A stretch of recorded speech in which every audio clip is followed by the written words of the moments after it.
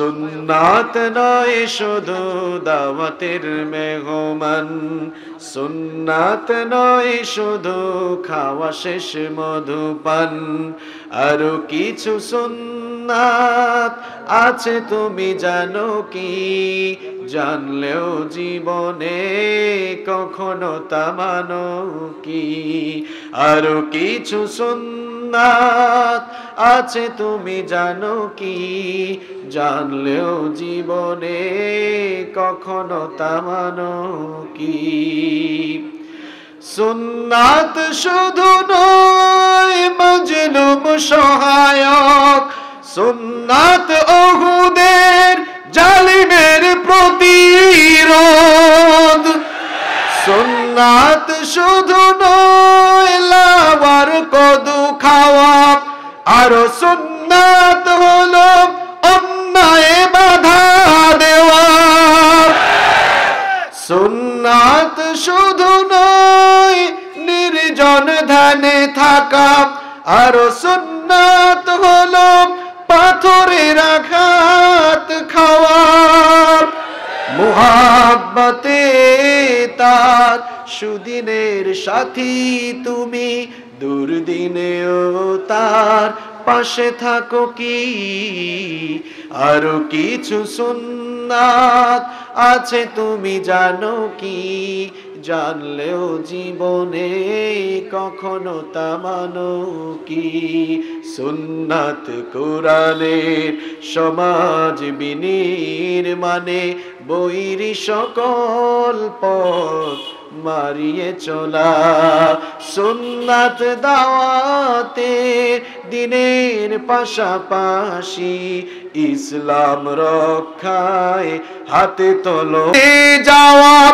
আর সুন্নাত হলো রাষ্ট্রনায়ক হওয়া, মুহাব্বতে তার খালিদ ওমর আলী আবু বকরের মতো পাশে থাকো কি? আরো কিছু সুন্নাত আছে তুমি জানো কি? জানলেও জীবনে কখনো তা মানো কি?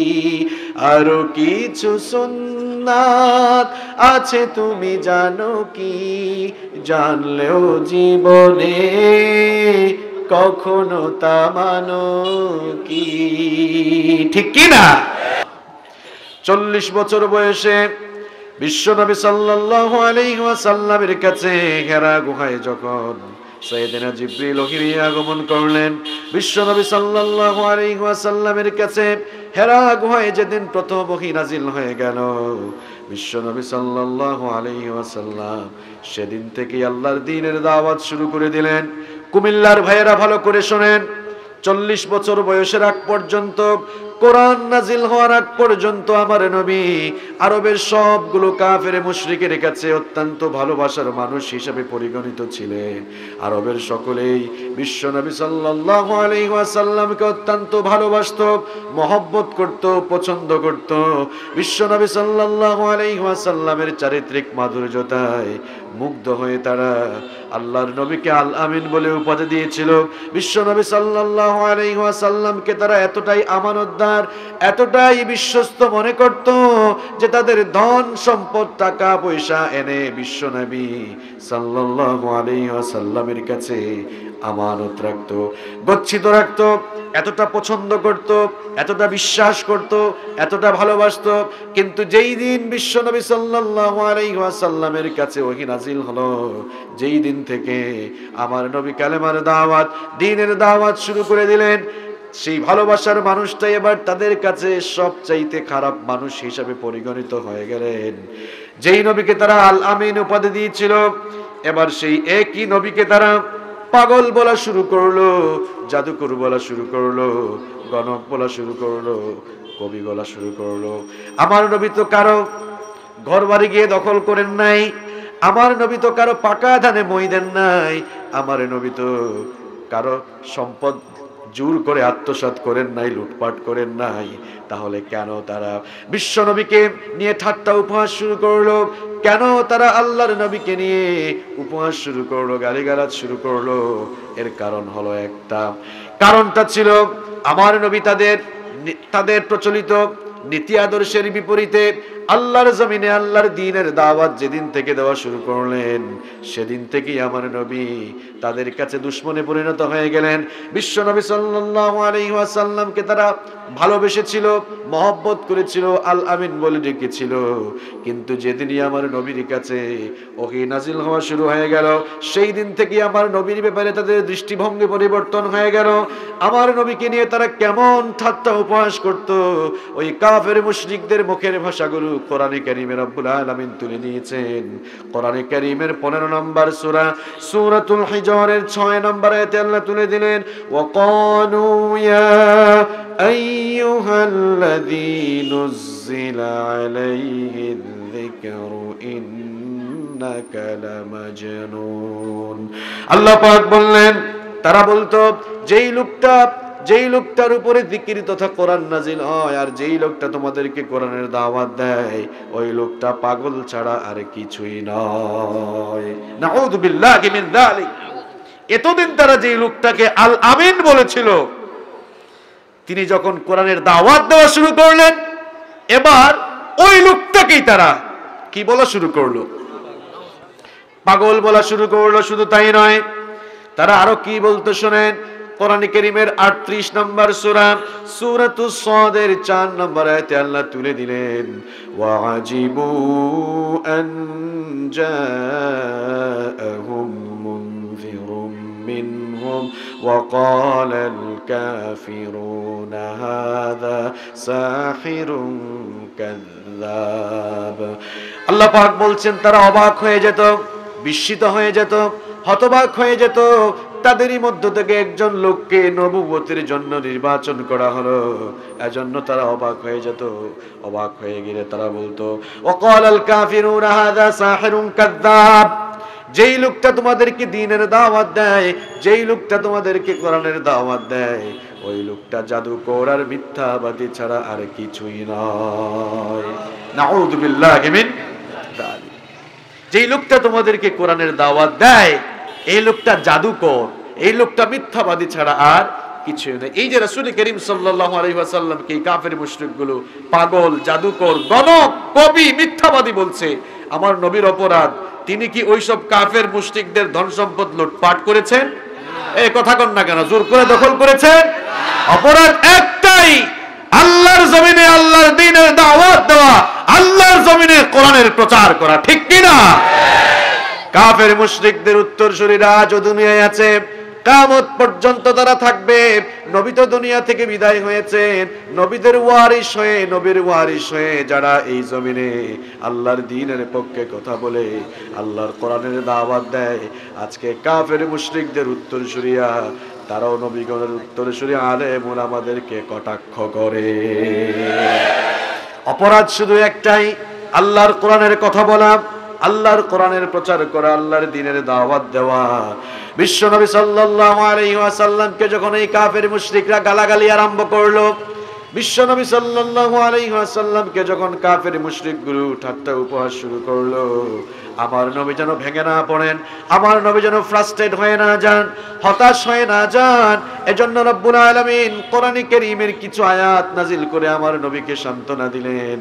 আমার নবীকে আল্লাহ পাক জানিয়ে দিলেন, ওয়ালি রাব্বিকা ফাসবির। আল্লাহর দ্বীনের দাওয়াত দিতে হলে, আল্লাহর দ্বীনের পথে দাওয়াত দিতে হলে বাধা মুসিবত আসলে সবর করার দরকার আছে না নাই? আল্লাহ তাআলা জানিয়ে দিলেন, ওগো আমার হাবিব, আল্লাহর দ্বীনের পথে ধৈর্য ধারণ করে, সবরের নীতি অবলম্বন করে আল্লাহর দ্বীনের দাওয়াত এই জমিনে দেন।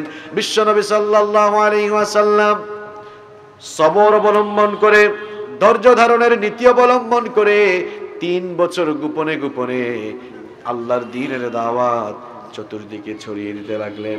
3 বছর গোপনে গোপনে দাওয়াত দেওয়ার পর রব্বুল আলামিন এবার অর্ডার করলেন, আর গোপনে গোপনে দেয়া লাগবে না, এবার আপনি প্রকাশ্যে দাওয়াত দেন। ওয়া আনযির আশীরাতাকাল আকরাবিন। গোপনে গোপনে তো বহু দিলেন, এবার প্রকাশ্যে বের হয়ে যান, এবার প্রকাশ্যে আল্লাহর দ্বীনের দাওয়াত দেওয়া শুরু করেন। আল্লাহু আকবার। যখনই আল্লাহ পাক অর্ডার করলেন, আজ থেকে এবার প্রকাশ্যে বের হন, প্রকাশ্যে কালেমার দাওয়াত দেওয়া শুরু করেন। বিশ্বনবী সাল্লাল্লাহু আলাইহি ওয়াসাল্লাম এবার সাফা পাহাড়ের উপরে আরোহণ করলেন। সাফা পাহাড়ের নাম শুনেছেন তো আপনারা? আপনারা যারা হজ করতে যান, উমরা করতে যান, হজ এবং উমরায় গেলে বাইতুল্লাহর তাওয়াফ শেষ করে সাফা এবং মারওয়া পাহাড়ের মধ্যে কি করতে হয়? সাই করতে হয়, দৌড়াদৌড়ি করতে হয়। সাফা এবং মারওয়ায় যদি কেউ সাই না করে, দৌড়াদৌড়ি না করে, 7 চক্কর না দেয়, তাহলে হজ বা উমরা কবুল হবে? কবুল হবে না। যেই সাফা পাহাড়ে আপনারা যান হজের সময়, উমরার সময়, আপনার অন্তরে কোনো ফিলিংস কাজ করে না, কোনো অনুভূতি জাগ্রত হয় না, আপনার বিবেকটা ঘুমিয়ে গেছে। আপনার ঘুমন্ত বিবেক কেন জাগ্রত হয় না? এই সাফা আর মারওয়া পাহাড়ে দৌড়াদৌড়ি করে হাজি হিসাব হয়ে চলে আসেন, কিন্তু আপনি কি জানেন না কি এই সাফা পাহাড়ে আমার নবী কোরআনের দাওয়াত দিতে গিয়ে এই সাফা পাহাড় আমার নবীর রক্তে রঞ্জিত হয়েছে।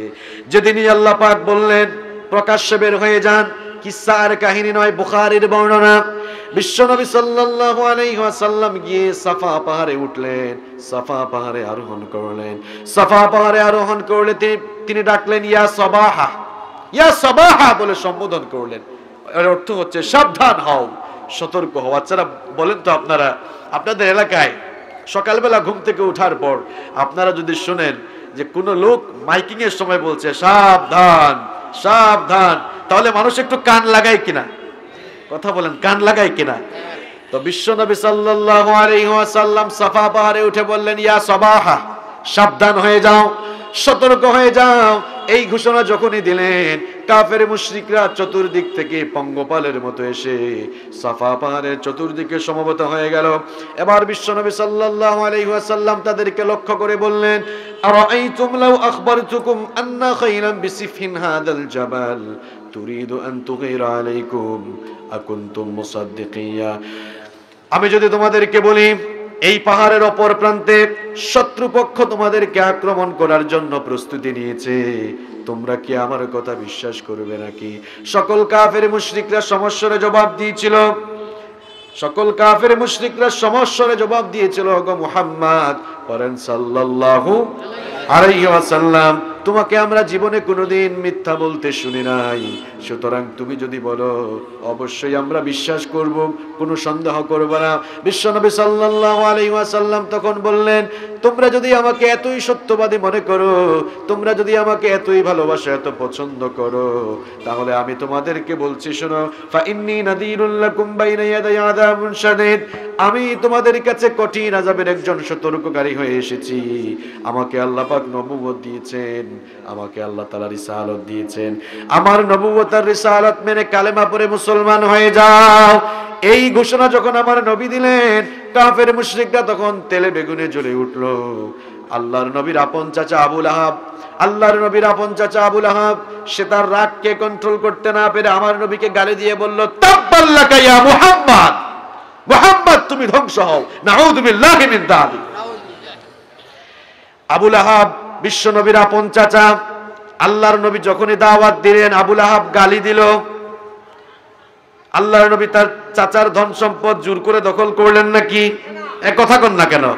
এদিকে তাকান, এদিকে তাকান, এদিক ওদিক কই তাকান আপনি? আপনার ঘরে যে কোরআন, আপনি যে মুসলমান হয়েছেন, আপনারা তো ফ্রি ফ্রি মুসলমান হয়েছেন, কোনো বিনিময় দেন নাই। এই জন্য আমার নবী এবং তার সাহাবীরা ইমানের জন্য কেমন বিনিময় দিয়েছেন আজ সেটাই আপনাদেরকে শোনাবো ইনশাআল্লাহ।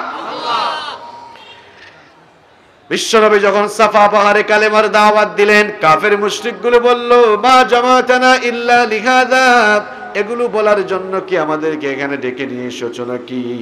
আমাদেরকে সময় নষ্ট করার জন্য এখানে ডাকলে নাকি? আমার নবীর আপন চাচা আবু লাহাব ক্ষিপ্ত হয়ে গিয়ে বিশ্বনবীকে গালি দিল। আমার নবীকে গালি দেওয়ার কারণে কার শানে আঘাত লাগলো? আল্লাহর শানে আঘাত লাগলো। আবু লাহাবের গালির জবাব হিসাবে আল্লাহ তাআলা আবু লাহাবকে গালি দিয়ে আবু লাহাবের নামে সূরা নাজিল করে দিলেন, তাব্বাত ইয়াদা আবি লাহাবি ওয়া তাব মা আগনা আনহু মালুহু ওয়া মা كسب سيصلى نارا ذات لهب وامرأته حمالة الحطب في جيدها حبل من مسد আল্লাহ তাআলা আয়াত নাযিল করলেন তাব্বাত ইয়াদা আবি লাহাবিন ওয়া তাব ধ্বংস হোক আবু লাহাবের দুহাত এবং ধ্বংস হোক সে নিজেও মা আগনা আনহু মালুহু ওয়া মা কাসাব সে যত ধন দৌলত উপার্জন করেছে সেগুলো কোনো কাজে লাগবে না সায়াসলা নারান যাতা লাহাবিন ওয়া ইমরাআতু সে এবং তার স্ত্রী চিরই লালিহান অগ্নিশিখায় নিক্ষিপ্ত হবে হাম্মালাতাল হাতাব তার স্ত্রীর অপরাধ ছিল পেছনে পেছনে মানুষকে লাগিয়ে দেওয়া ফি জিদিহা হাবলুম মিন মাসাদ এই জন্য তাদের গলার মধ্যে শক্ত রশি পাকানো থাকবে আমার ভাইরা যেই নবীকে গালি দেওয়া হলে স্বয়ং আল্লাহর শান আর মানে গিয়ে লাগে কপাল পোড়া নবীর অনেক উম্মত এই দুনিয়ায় মুনাফিকের মতো বাস করে নবীজির শান মান নিয়ে কটাক্ষ করা হলে ঘরের মধ্যে তারা চুপচাপ বসে থাকে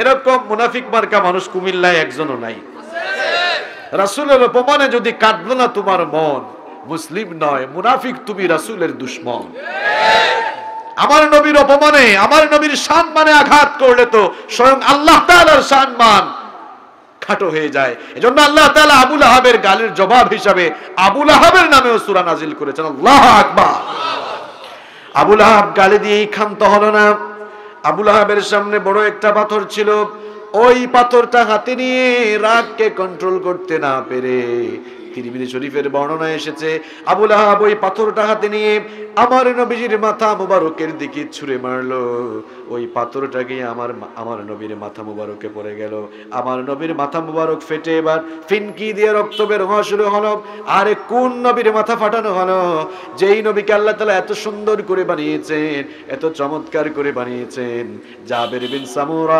রাদিয়াল্লাহু আনহু বলেছেন রাআইতু রাসূলুল্লাহি সাল্লাল্লাহু আলাইহি ওয়াসাল্লাম ফি লাইলাতিন ইদহিয়ান ওয়া আলাইহি হুল্লাতুন হামরা জাবের বিন সামুরা রাদিয়াল্লাহু আনহু বলেছেন আমি একবার চাঁদনি রাতে বিশ্বনবী সাল্লাল্লাহু আলাইহি ওয়াসাল্লামের মায়াবী চেহারার দিকে তাকালাম আমার নবী সেদিন লাল রঙের একটি চাদর পরিধান করেছিলেন ফাজআলতু আনজুরু ইলা রাসূলিল্লাহ পরেন সাল্লাল্লাহু আলাইহি ওয়াসাল্লাম ওয়া ইলাল কমার আমি একবার আমার নবীর মায়াবী চেহারার দিকে তাকাই আর আরেকবার আকাশের ওই পূর্ণিমার চাঁদের দিকে তাকাই ফাইদা হুয়া ইনদি আহসানা মিনাল কমার আমার কাছে মনে হলো আকাশের ওই পূর্ণিমার চাঁদের চেয়েও আমার নবীর মায়াবী চেহারা খানি আরো বেশি ঝলমল করছে যেই নবীকে আল্লাহ তাআলা এত সুন্দর করে বানালেন আবু লাহাব এবার সেই নবীর মাথা মুবারকে পাথর নিক্ষেপ করে বিশ্ব নবীর মাথা মুবারক ফাটিয়ে দিল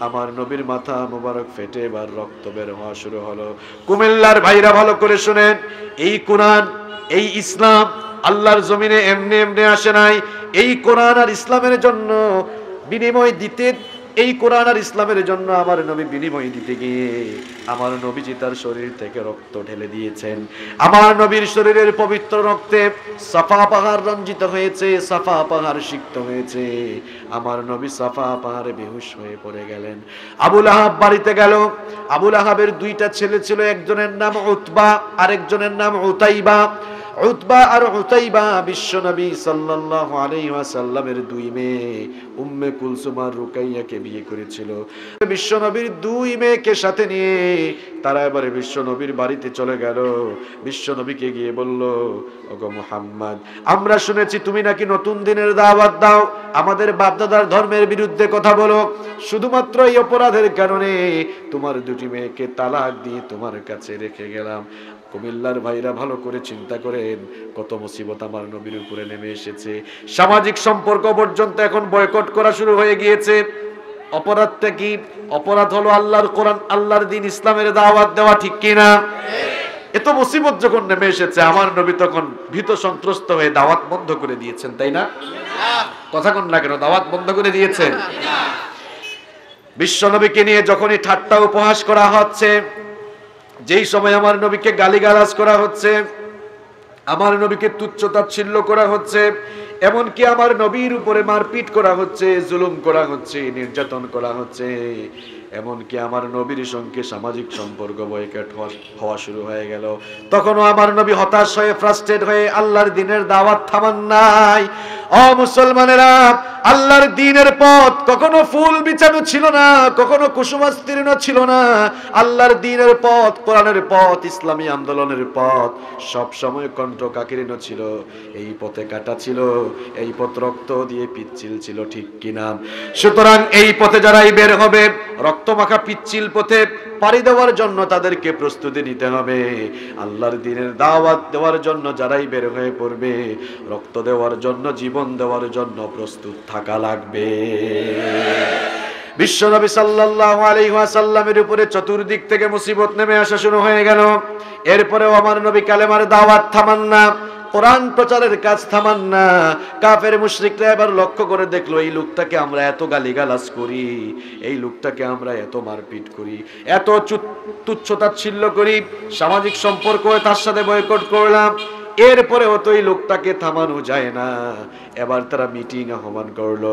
মিটিং আহ্বান করে সিদ্ধান্ত নিল, ঠিক আছে, আমরা মুহাম্মাদের কাছে কিছু অফার নিয়ে যাই, কিছু প্রস্তাব নিয়ে যাই। কিছু প্রস্তাব আর অফার যদি দেই, দেখি না আমাদের প্রস্তাব আর অফার দিয়ে থামানো যায় নাকি। এবার তারা একজন প্রতিনিধি পাঠালো। তারা অফার করলো, মুহাম্মদ শোনো, তোমার যদি মাথা খারাপ হয়ে যায়, তুমি যদি অসুস্থ হয়ে যাও, চিকিৎসার যদি পয়সা না থাকে আমাদেরকে বলো, আমরা তোমার উন্নত চিকিৎসার ব্যবস্থা করব। তোমার যদি সম্পদ দরকার হয় আমাদেরকে বলো, ধন সম্পদের মালিক বানাবো। তোমার যদি নেতৃত্ব দরকার হয় আমাদেরকে বলো, নেতৃত্বের অংশ দিব। এমনকি আরবের সবচাইতে সুন্দরী রূপসী নারীকে যদি বিয়ে করতে চাও তাও বলো, বিয়ের ব্যবস্থা করে দিব। কিন্তু আমাদের দাবি হলো, যে এই দাওয়াত শুরু করেছো এই দাওয়াতটা তুমি বন্ধ করো, এই দাওয়াত থামিয়ে দাও।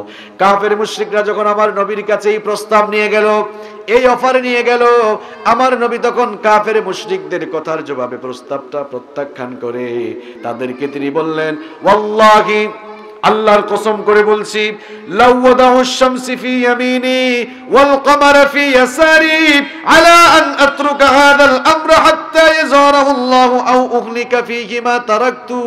আল্লাহর কসম করে বলছি, তোমরা যে সাধারণ অফারগুলো আমাকে দিয়েছো, এই সাধারণ অফারগুলো কেবলমাত্র নয়, বরং তোমরা যদি আকাশের ওই সূর্যটাকে আমার ডান হাতে দিয়ে দাও আর আকাশের চন্দ্রটাকে আমার বাম হাতে এনে দাও, এরপরেও আমি মুহাম্মদ আল্লাহর দ্বীনের যে দাওয়াত শুরু করেছি, আল্লাহর দ্বীনের দাওয়াত দেওয়া কিংবা এই পথে দাওয়াত দিতে গিয়ে শহীদ হওয়া ছাড়া এই রাস্তা থেকে দূরে সরানো আমাকে কারো দ্বারা সম্ভব নয়। আল্লাহু আকবার। এত বড় অফার দেওয়া হলো, এত বড় প্রস্তাব দেওয়া হলো, কিন্তু আমার নবী তাদের প্রস্তাব রিজেক্ট করলেন। আমার নবী তাদের প্রস্তাব প্রত্যাখ্যান করলেন। কাফের মুশরিকরা এবার আরো বেশি ক্রোধান্বিত হয়ে গেল, আরো বেশি রাগান্বিত হয়ে তারা এবার সিদ্ধান্ত নিল, মুহাম্মদকে যেহেতু থামানো যায় না, এবার তার উপরে ভালো করে নির্যাতন শুরু করো। কুমিল্লার মুসলমানরা ভালো করে শোনেন, আমার নবীর উপরে এবার কেমন জুলুম নির্যাতন শুরু হলো। কাফের মুশরিকরা এবার আমার নবী যে যখন নামাজের মধ্যে সাজদায় যেতেন, কাফের মুশরিকরা উঠে নারী ঘুরিয়ে এনে আমার নবীর মাথার উপরে ফেলে দিত। এমন অবস্থা হয়ে যেত, মাঝে মাঝে আমার নবীর দম বন্ধ হয়ে যাওয়ার উপক্রম হয়ে যেত, আমার নবীর দম বন্ধ হয়ে যাওয়ার উপক্রম হয়ে যেত। মাঝে মাঝে আম্মাজান, আবার মাঝে মাঝে ফাতেমা রাদিয়াল্লাহু আনহা এসে উঠে নারী ভুঁড়িগুলো সরাতেন। এমন ভাবে তারা কষ্ট দিত, আমার নবীজির উপরে তারা এমন করে জুলুম নির্যাতন এবার শুরু করে দিল। বুখারীর বর্ণনায় এসেছে, বিশ্বনবী সাল্লাল্লাহু আলাইহি ওয়াসাল্লাম একবার কাবার চত্বরে সালাত আদায় করছেন। এক নিকৃষ্ট কাফের, তার নাম হলো উকবা বিন আবি মুঈত, সে তার গামছা দিয়ে পেঁচিয়ে, আমার নবীকে পেঁচিয়ে কাবা শরীফের চতুর্দিকে আমার নবীকে টানা হেচড়া করা শুরু করে দিল। এই অবস্থা যখন সাইয়েদনা আবু বকর রাদিয়াল্লাহু আনহু দেখলেন, সঙ্গে সঙ্গে এসে ওই নিকৃষ্ট কাফের থেকে আমার নবীকে প্রটেক্ট করলেন। আর তিনি ঘোষণা করলেন, আতাকতুলুনা রাজুলান আইয়াকুলা রাব্বি আল্লাহ, তোমরা কি অপরাধের কারণে এই লোকটাকে মেরেই ফেলবা নাকি, যে ঘোষণা করেছে আল্লাহ আমার রব? এই অপরাধের কারণে কি তোমরা এই লোকটাকে মেরেই ফেলতে চাও নাকি? এই রকম করে বিশ্বনবী সাল্লাল্লাহু আলাইহি ওয়াসাল্লামের উপরে জুলুম নির্যাতন আরম্ভ হয়ে গেল। আমার নবী যখন তায়েফের ময়দানে আল্লাহর দ্বীনের দাওয়াত নিয়ে গেলেন, এক দিন আর 2 দিন নয়, একটানা 10 দিন তিনি তায়েফের ময়দানে অবস্থান করলেন। খেয়ে না খেয়ে তিনি তায়েফের ময়দানে একটানা 10 দিন আল্লাহর দ্বীনের দাওয়াত দিলেন, কোরআনের দাওয়াত দিলেন। একটা কাফের মুশরিকও ইসলাম কবুল করলো না। আমার নবী তায়েফ থেকে যখন ফিরে আসতেছিলেন, তায়েফের নেতৃবৃন্দকে বললেন, আমি তো তোমাদের মধ্যে একটানা 10 দিন অবস্থান করলাম, আল্লাহর দ্বীনের দাওয়াত তোমাদের সামনে পেশ করলাম, তোমরা কেউই তো দ্বীন কবুল করলা না। আচ্ছা ভালো কথা, দ্বীন কবুল করো নাই, কিন্তু আমি যে মক্কা থেকে তায়েফে এসেছিলাম এই খবরটা তোমরা মক্কায় দিও না। কাফের মুশরিকগুলো খবর তো মক্কায় পাঠিয়ে দিলই, তার পাশাপাশি তায়েফের দুষ্ট উশৃঙ্খল যুবকদেরকে ডেকে লেলিয়ে দিল, মুহাম্মদ যখন তায়েফ থেকে বিদায় নিবে তখন তোমরা 2 দিকে দাঁড়িয়ে মুহাম্মাদের উপরে পাথর বৃষ্টি মারবা, পাথরের আঘাতে আঘাতে তাকে জখম করে ফেলবা। আমার নবী যখন তায়েফ থেকে বিদায় নিচ্ছেন, আমার নবীর উপরে তায়েফের দুষ্ট বালকেরা পাথর বৃষ্টি শুরু করে দিল। খেয়ে না খেয়ে দিন প্রচারের কাজে নিজেকে দিয়েছ বিলিয়ে, তায়েফের কাফিরেরা চিনল না এ আলো, দুষ্ট ছেলেদের পিছু দিল লেলিয়ে। খেয়ে না খেয়ে দিন প্রচারের কাজে নিজেকে দিয়েছ বিলিয়ে, তায়েফের কাফিরেরা চিনল না এ আলো, দুষ্ট ছেলেদের পিছু দিল লেলিয়ে। পাথরের আঘাতে ক্ষত বিক্ষত হয়ে সারা শরীর থেকে রক্ত ঝরে, হে রাসূল তোমাকে ভুলি আমি কেমন করে, হে রাসূল তোমাকে ভুলি আমি কেমন করে, হে রাসূল তোমাকে ভুলি আমি কেমন করে। আমার ভাইরা, আমার নবী যখন তায়েফ থেকে বিদায় নিচ্ছেন, এবার সেই উশৃঙ্খল দুষ্ট যুবকগুলো তায়েফের 2 দিকে দাঁড়িয়ে আমার নবীর উপরে পাথর বৃষ্টি মারা শুরু করলো। আমার নবীর পবিত্র শরীরে এবার ফেটে ফেটে জখম হয়ে হয়ে রক্ত বের হওয়া শুরু হলো। আমার নবী বেহুশ হয়ে মাটিতে পড়ে গেলেন। ওই নিকৃষ্ট কাফের মুশরিকগুলো আবার আমার নবীকে উঠালো, আবার পাথর মারা শুরু করলো। এভাবে পাথর মেরে মেরে জখম করে আমার নবীকে তারা রক্তাক্ত করেছে। কুমিল্লার ভাইরা ভালো করে শোনেন, আল্লাহর দ্বীন ইসলাম এই জমিনে এমনি এমনি আসে নাই। আল্লাহর দ্বীন ইসলাম আর এই কোরআনের প্রচার প্রসারের জন্য আমার নবী এভাবেই তিনি ঈমানের জন্য আল্লাহর দ্বীন প্রচারের জন্য বিনিময় দিয়েছেন। শুধু আমার নবীজি নয়, নবীজির কম্পানিয়ন্স যারা ছিলেন, সাথী যারা ছিলেন, যাদেরকে আমরা বলি সাহাবী, এই সাহাবীরাও আল্লাহর দ্বীনের জন্য ত্যাগ আর কুরবানির নজরানা কিরকম পেশ করেছেন শুনে। সাইয়েদনা বেলাল রাদিয়াল্লাহু আনহু যখন ইসলাম কবুল করলেন, তিনি উমাইয়া বিন খালফের গোলাম ছিলেন। ইসলাম কবুল করার কারণে তার খাওয়া দাওয়া বন্ধ করে দেওয়া হলো। খাওয়া দাওয়া বন্ধ করে দিয়েও যখন তাকে দিয়ে ইসলাম ছাড়ানো যায় না, এবার তারা সাইয়েদনা বেলাল রাদিয়াল্লাহু আনহুর উপরে এমন অবর্ণনীয় জুলুম নির্যাতন শুরু করে দিল। মক্কার উশৃঙ্খল বালকদেরকে এনে উটের রশি দিয়ে বেঁধে সাইয়েদনা বেলাল রাদিয়াল্লাহু আনহুকে উটের রশি দিয়ে বেঁধে মক্কার চতুর্দিকে তারা টানা হেচড়া করত। যতই টানা হেচড়া করত, যতই বেলালকে মারত, বেলালের ইমানি চেতনা, ইমানি তেজ বাড়তো না কমতো? বাড়তো না কমতো? আচ্ছা বলেন তো, কোন জায়গায় যদি আগুন লাগে আর কেউ যদি সেই আগুনের মধ্যে গিয়ে লাঠি দিয়ে বাড়ি মারে, আগুনের তেজ বাড়বে না কমবে? কথা কর না কেন, বাড়বে না কমবে? দিন বিরোধীরা মনে করে যে আল্লাহর দিনপন্থী মানুষদেরকে রিমান্ড দিলে, মারপিট শুরু করলেই মনে হয় এদেরকে থামানো যাবে। এরা জানে না আগুনের উপরে বাড়ি মারলে আগুনের তেজ যেমন বাড়ে, তেমনি আল্লাহর দিনপন্থী মুজাহিদদের উপরে জুলুম নির্যাতনের স্টিম রুলার চালালে তাদেরও ইমানি চেতনা, ইমানি জজবা আরো বেশি বেড়ে যায়। সাইয়েদনা বেলাল রাদিয়াল্লাহু আনহুর উপরে যখন অবর্ণনীয় জুলুম নির্যাতন চালানো হলো, তার ইমানি তেজ আরো বেশি বাড়া শুরু হয়ে গেল। এবার তারা চিন্তা করলো বেলালকে এভাবে মারপিট করলে কাজ হবে না। তারা এবার সিদ্ধান্ত নিল, দড়ি দিয়ে রশি দিয়ে ভালো করে হাত পা টাইট করে বাঁধো। এই ভাই এদিকে তাকাও, যুবক তরুণ ভাইরা, তোমরা কি করেছো ইসলামের জন্য? আল্লাহর দ্বীনের জন্য দেখো আল্লাহর নবীর সাহাবীরা ত্যাগ আর কুরবানির নজরানা কেমনে পেশ করেছেন। আমরা তো গরু খাওয়া মুসলমান, পৈতৃক সূত্রে পরিচয় দেওয়া মুসলমান, কোনো বিনিময় আমরা দেই না ঈমানের জন্য। আমার নবী এবং তার সাহাবীরা আল্লাহর দ্বীনের জন্য কি বিনিময় দিয়েছেন ভালো করে শুনেন। এবার তারা বেলালকে রশি দিয়ে বেঁধে মরুভূমির অগ্নিতপ্ত বালির উপরে চিৎ করে শুইয়ে দিয়ে বুকের উপরে পাথর চেপে দিয়ে তারা রাখলো। এরপরে বেলালের উপরে চাবুক মারা শুরু করলো। বেলালকে মারে আর বলে এখনো সময় আছে, মুহাম্মাদের দিন ছেড়ে দে। বেলালকে যতই আঘাত করে আঘাতে আঘাতে যতই জর্জরিত করতে চায়, বেলালের মুখ থেকে কালেমার ঘোষণা তত বেশি আসে। বেলাল তত বেশি বলে আহাদুন আহাদ, আহাদুন আহাদ। এইরকম করে সাইয়েদনা বেলাল রাদিয়াল্লাহু আনহুকে জুলুম করা হয়েছে। আরে ওই দিকে তো ইয়াসিরের পরিবার বড় মজলুম পরিবার। ইয়াসিরের স্ত্রীর নাম ছিল সুমাইয়া রাদিয়াল্লাহু আনহা, তাদের ছেলে ছিলেন ইয়াসির। এই তিনজনকে আবু জাহাল ধরে, এই তিনজনকে আবু জেহেল ধরে জমিনে গর্ত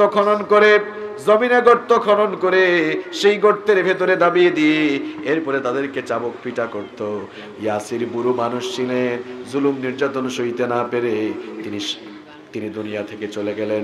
সুমাইয়া রাদিয়াল্লাহু আনহা, যিনি ইসলামের প্রথম শহীদ ছিলেন, সুমাইয়া রাদিয়াল্লাহু আনহার উপরে আবু জাহাল এমন টর্চার শুরু করলো, এমন অবর্ণনীয় নির্যাতন শুরু করলো, প্রচন্ড ভাবে মারপিট শুরু করলো।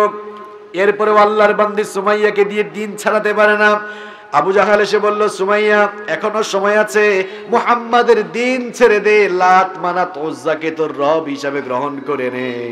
সুমাইয়া রাদিয়াল্লাহু আনহা তখন বললেন, আবু জাহাল ভালো করে শুনে রাখ, আল্লাহর বান্দে সুমাইয়া জীবন দিয়ে দিবে, তারপরেও তার ঈমান সে দিবে না। আল্লাহু আকবার। আবু জাহাল ক্ষিপ্ত হয়ে গেল, একটা বর্শা হাতে নিয়ে আল্লাহর বান্দি সুমাইয়া রাদিয়াল্লাহু আনহার লজ্জাস্থানে আঘাত করে তাকে শহীদ করে দিল। ওইদিকে আবার খাব্বাবের উপরে কেমন নির্যাতন করা হয়েছে শুনেন। সাইয়েদনা ওমর ইবনুল খাত্তাব রাদিয়াল্লাহু আনহু খাব্বাবকে একদিন খালি গায়ে দেখে বললেন, কি ব্যাপার ভাই খাব্বাব, তোমার পিঠের মধ্যে এত বড় বড় গর্ত কেন? তোমার কোমরটা এত চিকন কেন? এত চিকন কোমরওয়ালা মানুষ তো আমি জীবনে দেখি নাই। মানুষের পিঠে এত বড় বড় গর্ত থাকে, এটা তো আমি জীবনে কোনোদিন দেখি নাই। খাব্বাব রাদিয়াল্লাহু আনহু তখন বললেন, ওগো আমার ভাই ওমর, আপনি কি ভুলে গেলেন নাকি সেই দিনগুলোর কথা? আমি যখন ইসলাম কবুল করেছিলাম, আমার খাওয়া দাওয়া বন্ধ করে দিয়ে আমাকে ইসলাম ছাড়ানোর জন্য তারা চেষ্টা করেছিল। খাওয়া দাওয়া বন্ধ করে দিয়েও যখন আমাকে দিয়ে দিন ছাড়াতে পারে নাই, ইসলাম ছাড়াতে পারে নাই, তখন তারা আমার উপরে এমন অকথ্য আর অবর্ণনীয় নির্যাতন শুরু করলো। জ্বলন্ত কয়লার উপরে আমাকে চিৎ করে শুইয়ে দিত, জ্বলন্ত কয়লার উপরে আমাকে চিৎ করে শুইয়ে দিয়ে বুকের উপরে পাথর চাপা দিয়ে রাখতো। কয়লাগুলো জ্বলে জ্বলে, কয়লা জ্বলে পুড়ে, কয়লাগুলো জ্বলে জ্বলে আমার মাংসের ভিতরে ঢুকতো, শরীরের রক্ত আর চর্বিগুলো গলে গলে আগুন নিভে যেত। কুমিল্লার ভাইরা, কি আর কঠিন পরীক্ষা আমরা দিয়েছি আল্লাহর দ্বীনের জন্য। জ্বলন্ত কয়লার উপরে চিৎ করে শুইয়ে দেওয়ার পর সাইয়েদনা খাব্বাব রাদিয়াল্লাহু আনহু ঈমানের এমন অগ্নি পরীক্ষা দিয়েই তিনি আল্লাহর কাছে দামি হিসাবে, মর্যাদা সম্পন্ন ব্যক্তি হিসাবে পরিগণিত হয়েছেন, ঠিক কি না? গোটা মক্কায় যখন এভাবে মুসলমানদের উপরে নির্যাতন চলে, গোটা মক্কায় যখন মুসলমানরা মার খায়, গোটা মক্কায় যখন মুসলমানদের উপরে অবর্ণনীয় নির্যাতন চলে, ঠিক তখনই খাব্বাব রাদিয়াল্লাহু আনহু দৌড়ে দৌড়ে বিশ্বনবীর কাছে গেলেন। বুখারীর বর্ণনা, সাইয়েদনা খাব্বাব রাদিয়াল্লাহু আনহু বিশ্বনবীর কাছে গেলেন। বুখারী শরীফের মধ্যে হাদিসটি এসেছে, আন খাব্বাব ইবনুল আরাত قال شكونا إلى النبي صلى الله عليه وسلم وهو متوسد بردة له في ظل الكعبة। সাইয়েদনা খাব্বাব রাদিয়াল্লাহু আনহু বিশ্বনবীর কাছে অভিযোগ নিয়ে গেলেন। আল্লাহর নবী তখন কাবার ছায়ায় আরাম ফরমাচ্ছিলেন। খাব্বাবকে দেখে আমার নবী শোয়া থেকে উঠলেন। খাব্বাব রাদিয়াল্লাহু আনহু তখন বললেন, ফাকুলনা আলা তাস্তানশিরু লানা আলা তাদউ লানা ইয়া রাসূলুল্লাহ, ওগো আল্লাহর রাসূল, পড়েন সাল্লাল্লাহু আলাইহি ওয়াসাল্লাম, আপনি কি আমাদের জন্য আল্লাহর কাছে মদদ প্রার্থনা করবেন না? আপনি কি আমাদের জন্য আল্লাহর কাছে সাহায্য চাইবেন না? মার খেতে খেতে আমরা একেবারে নিঃশেষ হয়ে গেলাম। আপনি কি দেখেন না চতুর্দিকে যে মুসলমানরা মার খায়? আপনি কি দেখেন না চতুর্দিকে আপনার সাহাবীরা জুলুম নির্যাতনের শিকার? আপনি কি এটা দেখেন না? আপনি কি আমাদের জন্য আল্লাহর কাছে একবার হাত তুলবেন না? এই কথা শুনে বিশ্বনবী সাল্লাল্লাহু আলাইহি ওয়াসাল্লাম খাব্বাবকে বললেন, ওগো খাব্বাব শোনো, কানার রাজুলু ফী মান ক্বাবলাকুম, তোমাদের পূর্ববর্তী ঈমানদারদের ইতিহাস একটু জানো, ভালো করে শোনো। তোমাদের পূর্ববর্তী ঈমানদার কোন লোক যখন তোমাদের পূর্ববর্তী ঈমানদার লোকদের উপরে ঈমান বিরোধীরা, দ্বীন বিরোধীরা কেমন নির্যাতন চালাতো শোনো। যারা ইসলাম কবুল করত, দ্বীন বিরোধী লোকেরা ফায়ুখাযুর রাজুলু, এদেরকে ধরতো, মামলা দিত, ধরার পরে কেমন রিমান্ড দিত শোনো, কেমন নির্যাতন চালাতো শোনো। ফায়ুহফারু লাহু ফিল আরদ, তাদের জন্য জমিনে গর্ত খনন করত। ফায়ুজালু ফিহা, তারপরে সেই গর্তের ভেতরে তাদেরকে ঢুকায় দেওয়া হতো, কখনো কখনো কোমর পর্যন্ত দাবিয়ে দেওয়া হতো। এরপরে সুম্মা ইউতা বিল মানশার, এরপরে করাত আনা হতো। ফায়ুদাউ আলা রাসিহি, তারপরে তাদের মাথার উপরে করাত রেখে বলা হতো, ঈমান ছাড়ো, নইলে জীবনের মায়া ছাড়ো। জীবন্ত মানুষগুলোকে গর্ত খনন করে গর্তের ভেতরে ঢুকিয়ে মাথার উপরে করাত রেখে জিজ্ঞেস করা হতো, প্রশ্ন করা হতো, সময় আছে, হয় ঈমান ছাড়ো নইলে জীবনের মায়া ছাড়ো। এমন কঠিন পরিস্থিতির সম্মুখীন হওয়ার পরেও সেই সকল লোকেরা তখন বলেছিল, আমরা আমাদের জীবন দিয়ে দিব, এরপরেও ঈমানের পথ আমরা ছাড়বো না। আল্লাহু আকবার। ফায়ুদাউ আলা রাসিহি, তাদের মাথার উপরে করাত রাখা হতো। ফায়ুজালু নিসফাইন, এরপরে জীবন্ত মানুষগুলোকে করাত চালিয়ে দ্বিখণ্ডিত করে ফেলা হতো। মা ইয়াসুদ্দুহু যালিকা আন দীনি, এত নির্যাতন চালিয়েও সেই দিনপন্থী মানুষগুলোকে আল্লাহর দ্বীনের রাস্তা থেকে তারা সরাতে পারে নাই। আল্লাহু আকবার। শুধু তাই নয়, ওয়ায়ুমশাতু বিআমশাতিল হাদিদ, কারো কারো জন্য লোহার চিরুনি আনা হতো। লোহার চিরুনি এনে মা দুনা লাহমিহি মিন আসবিন আও আজমিন, লোহার চিরুনি এনে তাদের শরীরটাকে আছড়িয়ে শরীরের হাড্ডি আর মাংসগুলোকে আলাদা করে দেওয়া হতো। মা ইয়াসুদ্দুহু যালিকা আন দীনি, এত অবর্ণনীয় জুলুম নির্যাতন চালিয়েও সেই যুগের একজন ঈমানদারকেও দ্বীনের রাস্তা থেকে এক চুলো সরানো যায় নাই। আল্লাহু আকবার।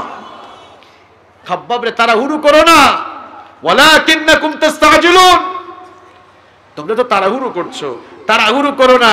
ঈমানের পথটা ফুল বিছানো নয়, এটা কুসুমাস্ত্রী নয়, এটা গন্টকাকীর্ণ। আমাদের মধ্যে অনেকে আছে, কয় দেখো না আমরা মাহফিল করি, বাধা টাধা নাই, আমরা তো দাওয়াত দিই, আমাদের কোনো অসুবিধা নাই। মিয়া সাহেব, নিজের তরিকা, নিজের বাপ দাদার তরিকা বাদ দিয়ে নবীদের তরিকা একবার দাওয়াতে বের হয়ে দেখো, ইসলাম বিরোধীরা পিঠের চামড়া রাখবে না। তুমি কোন তরিকার কথা বলো, কিসের জিকির করো? নবীর তরিকায় দাওয়াতে বের হয়ে দেখো, ফুল পাবা না। নবীদের তরিকা হলো মায়ের খাওয়ার তরিকা। পৃথিবীর দুইজন নবী, আদম আলাইহিস সালাম এবং সুলাইমান আলাইহিস সালাম ছাড়া পৃথিবীতে যত নবীরা দ্বীনের দাওয়াত নিয়ে এসেছেন, সমস্ত নবীরা মার খেয়েছেন। দ্বীনের পথ, ইসলামের পথ কোনোদিনও ফুল বিছানো ছিল না, বরং এটা রক্তমাখা পিচ্ছিল পথ ছিল। এই পথ যারাই পাড়ি দিবে, রক্তমাখা পিচ্ছিল পথ পাড়ি দিয়েই আল্লাহর জান্নাতের ঠিকানা খোঁজা লাগবে। ঈমানের জন্য আমি আর আপনি কি বিনিময় দিয়েছি? ঈমানের জন্য আমি আর আপনি কি বিনিময় দিয়েছি? আমার নবীর সাহাবীরা ঈমানের জন্য কেমন বিনিময় দিয়েছেন দেখেন। নিজের জান যেমন দিয়েছেন, মালও আল্লাহর রাস্তায় দিয়েছেন। ঈমানের জন্য তারা এত বেশি বিনিময় দিয়েছেন। আল্লাহর দ্বীনের জন্য, কোরআনের জন্য, ইসলামের জন্য তারা তাদের ধন দৌলত, মাল সম্পদ অকাতরে বিলীন করে দিয়েছেন। আমরা তো আল্লাহর দ্বীনের জন্য এক পয়সা খরচ করতে রাজি হই না। আল্লাহর দ্বীনের জন্য খরচ করতে আমরা কুণ্ঠাবোধ করি, দ্বিধাবোধ করি। অথচ আল্লাহর নবীর সাহাবীরা আল্লাহর দ্বীনের জন্য ত্যাগ আর কুরবানির নজরানা কেমনে পেশ করেছেন শুনেন। তাবুকের যুদ্ধের দামামা যখন বেজে উঠল, বিশ্বনবী সাল্লাল্লাহু আলাইহি ওয়াসাল্লাম বললেন, আমার সাহাবীরা, তাবুকের যুদ্ধের জন্য সবাই প্রশস্ত হস্তে এগিয়ে আসো, সকলেই সাধ্য মতো দান সদাকা করো। অনেক সাহাবীরা তাদের সম্পদের অর্ধেক দিয়ে দিলেন, কেউ বা আবার 2/3 পর্যন্ত দিয়ে দিলেন। এমনকি মহিলারাও তাদের কানের দুল, নাকের ফুল, স্বর্ণ রৌপ্য অলংকার তারা দিয়ে দিতে লাগলেন। বিশ্বনবী সাল্লাল্লাহু আলাইহি ওয়াসাল্লাম বললেন, কি ব্যাপার, সবাই তো কম বেশি শামিল হচ্ছে, আমার সাহাবী আবু বকর কোথায়? আবু বকরকে দেখছি না কেন? সাইয়েদনা আবু বকর রাদিয়াল্লাহু আনহু একটি পিলারের আড়ালে দাঁড়ানো ছিলেন। আড়াল থেকে বের হয়ে বললেন, ওগো আল্লাহর নবী, এই তো আমি আছি। বিশ্বনবী সাল্লাল্লাহু আলাইহি ওয়াসাল্লাম তখন বললেন, কি ব্যাপার আবু বকর? তাবুকের যুদ্ধের জন্য তো কম বেশি সবাই শরীক হচ্ছে, শামিল হচ্ছে, তুমি কি কিছু দিবা না নাকি? সাইয়েদনা আবু বকর রাদিয়াল্লাহু আনহু তখন বললেন, ওগো আল্লাহর নবী, অবশ্যই আমি তাবুকের যুদ্ধের জন্য কিছু নিয়ে এসেছি। ছোট্ট একটা থলি আল্লাহর নবীর কদম মোবারকে সুপর্দ করে দিলেন। এবার বিশ্বনবী সাল্লাল্লাহু আলাইহি ওয়াসাল্লাম সবাইকে প্রশ্ন শুরু করলেন, তুমি কতটুকু এনেছো, কতটুকু বাড়িতে রেখে এসেছো? আবু বকর ছাড়া সকলের জবাব ছিল, ওগো আল্লাহর নবী, এতটুকু এনেছি আর এতটুকু বাড়ি রেখে এসেছি।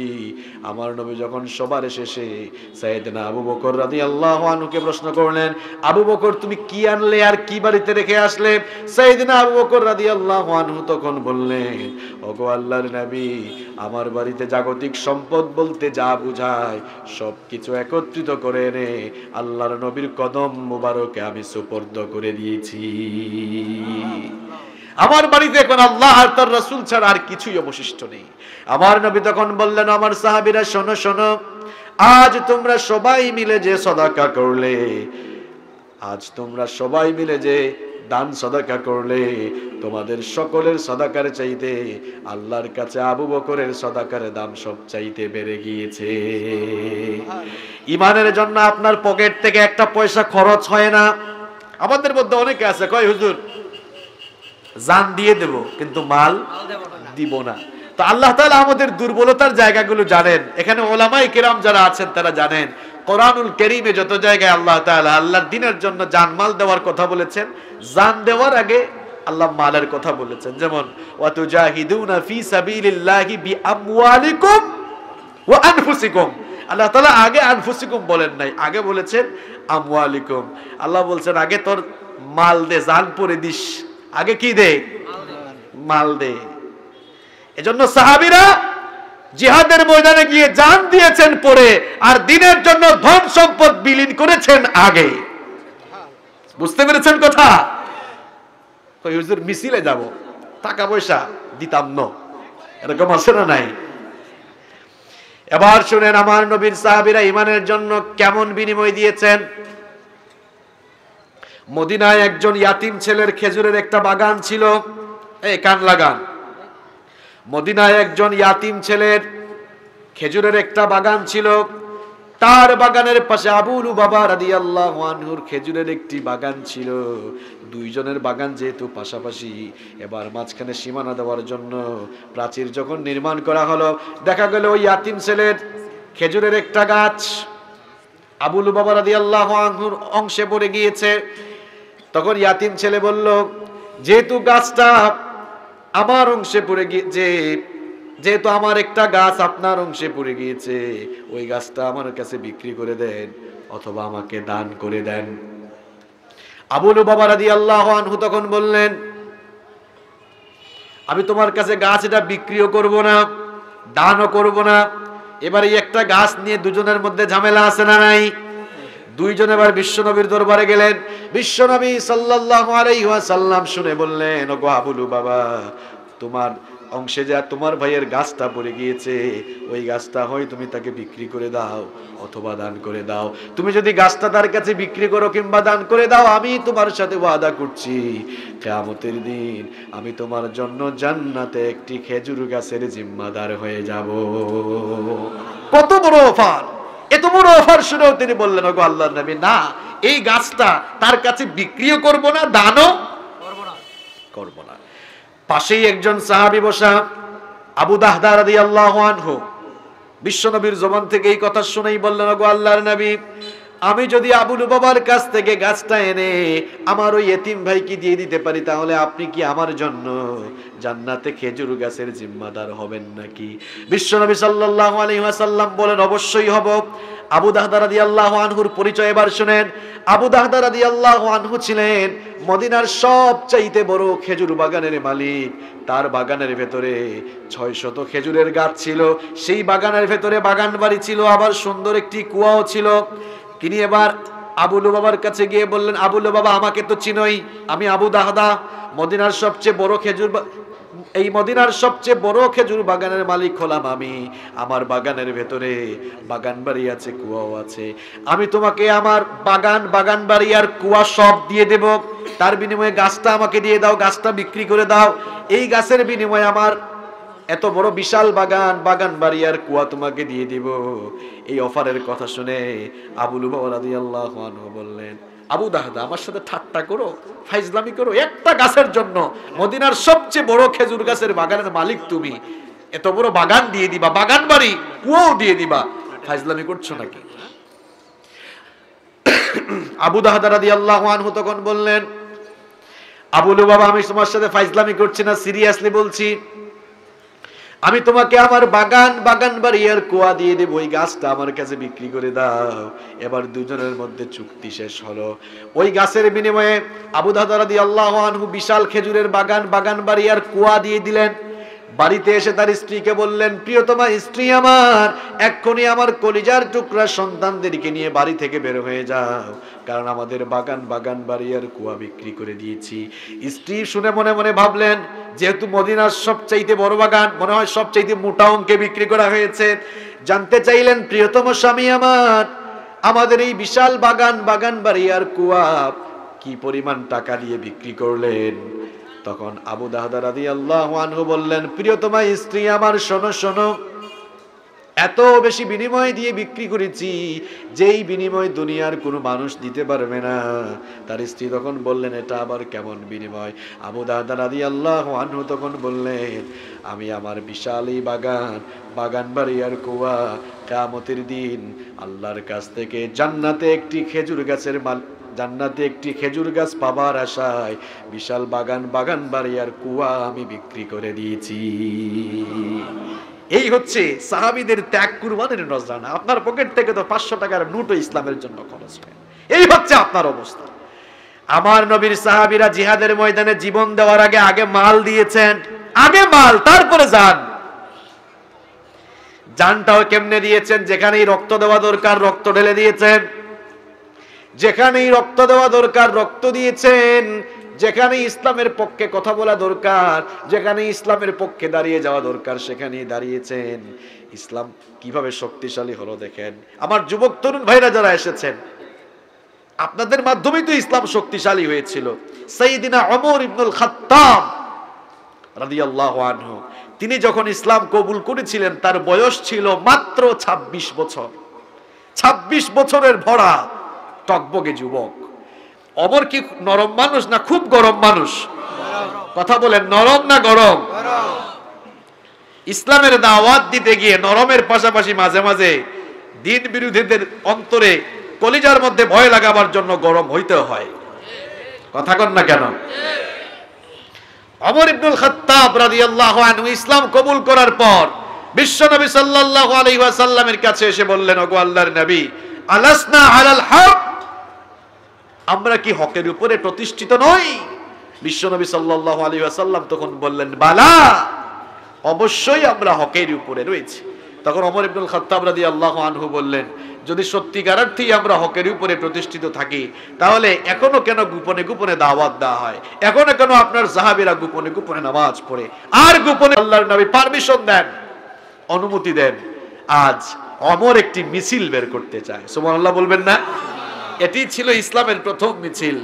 বিশ্বনবী সাল্লাল্লাহু আলাইহি ওয়াসাল্লাম বললেন, ওমর যাও, পারমিশন দেওয়া হলো, অনুমতি দেওয়া হলো। এবার মিছিলের মাঝখানে বিশ্বনবী সাল্লাল্লাহু আলাইহি ওয়াসাল্লামকে দেখে মিছিলের সামনে দাঁড়িয়ে যেই দুই বীর পুরুষ মিছিলকে নেতৃত্ব দিলেন, একজন ইসলামের বীর সিপাহসালার সাইয়েদিনা হামজা রাদিয়াল্লাহু আনহু, আর আরেকজন ইসলামের বীর সিপাহ সালার সাইয়েদিনা ওমর ইবনুল খাত্তাব রাদিয়াল্লাহু আনহু। এবার কাবার চত্বরের দিকে মিছিল বের হলো, স্লোগান উঠলো লিল্লাহি তাকবীর।